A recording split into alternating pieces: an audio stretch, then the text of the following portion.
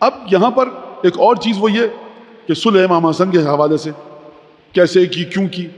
دیکھیے اب علامہ اقبال نے ایک جملہ کہا ہے، تا نشیند آتش پیکاروں کی پشت پا زد بر سر تاج و نگین. کینے کی بغض کی آگ بیٹھ جائے اس لیے امام مجتبی نے تخت و تاج کو ٹھوکر ماری. غلط ہے، کوئی تعلق نہیں ہے اس کا ہمارے عقائد سے. ہمیں شاعر وائر سے عقائد نہیں لینے. نعرہ لگتا ہے سفیر امن امام حسن، کیا مذاق ہے یہ؟ کیا سفیر امن؟ امام جنگ کرے تب بھی سفیر خدا، صلح کرے تب بھی سفیر خدا. اپنے آپ لوگ سڑک کے کنارے جو تالاب بنے ہوتے ہیں حوض، اس سے پانی پینا چھوڑیے، زمزم سے پیجیے جا کر. نہیں امت مسلمہ کا خون نہیں بہ رہا تھا. کیا آپ کو پتا ہے اس جملے کا معنی کیا؟ امت مسلمہ کا خون بہ رہا تھا تو امام نے کہا اچھا صلح کر لیتے ہیں. تو بابا نے جو جنگ کی تھی اس کا کیا ہوگا؟ صفین جمل نہروان. بدترین ظلم امامت پر ہو رہا ہے، اور کہاں سے ہو رہا ہے؟ ممبر سے ہو رہا ہے. امام ہے، عصر کی نماز نہیں پڑھے گا، یہ قضا نہیں کرے گا، سورج جس کے لیے پلٹایا جائے گا.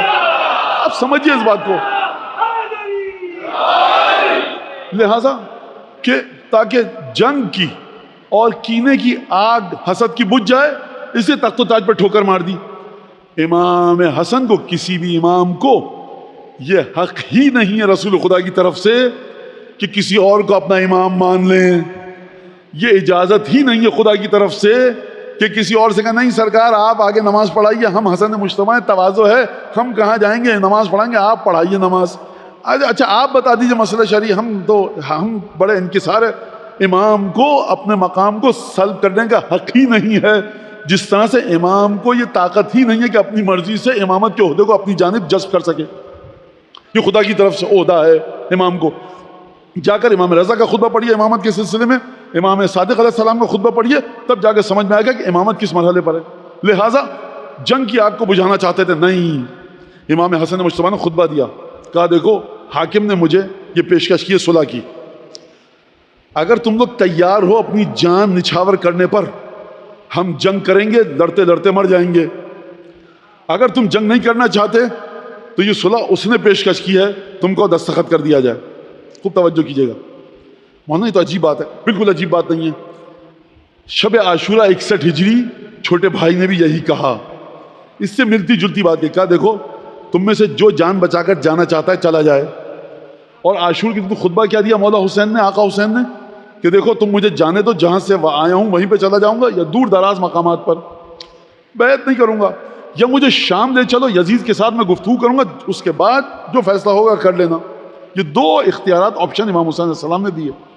لہٰذا یہاں پر ایک مسئلہ جو صلح امام حسن کے سلسلے میں آتا ہے وہ یہ کہ امام کے انصار لڑنا نہیں چاہتے تھے، اور امامت کا مزاج یہ ہے انلزمکموہا وانتم لہا کارہون، کہ ہم زبردستی تم پر اپنی امامت کو تھوپیں جبکہ تم خود نہیں چاہتے ہماری امامت کو قبول کرنا.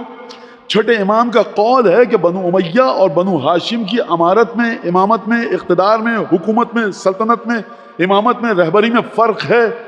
بنو امیہ کی جو امامت ہے اور بادشاہت ہے وہ تلوار، زور، جبر اور اکراہ پر ہے.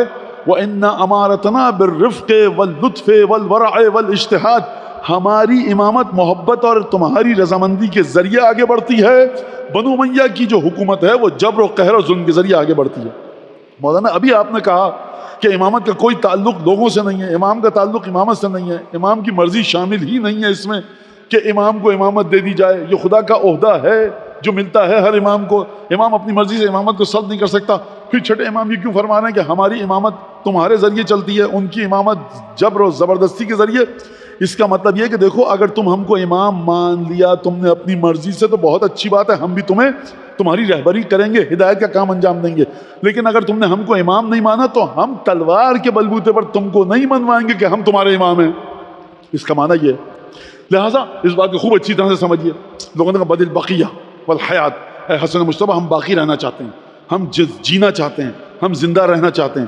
اور تاریخی حوالے سے یہ بات ثابت ہے کہ اگر سید الشہداء کے برادر ارجمن، برادر ارشد سبط اکبر یہ صلح نہ کرتے تو محبت اہل بیت اس طرح سے پھیل نہ پاتی.